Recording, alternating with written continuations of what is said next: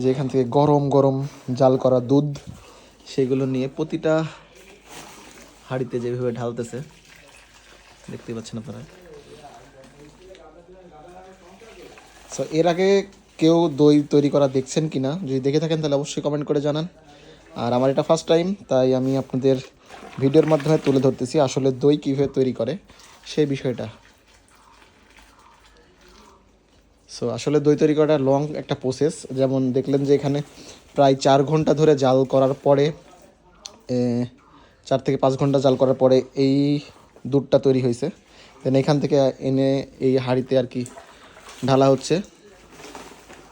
And এখান থেকে আবার প্রায় আঙ্কেল কয় 8 ঘন্টা না, 8 ঘন্টা ঢেকে রাখার পর গান হচ্ছে এই দইটা তৈরি হবে, দই প্রস্তুত হবে। ঠিক আছে, তো 8 ঘন্টা পর আপনাদেরকে দেখাবো যে দইটা কেমন হলো।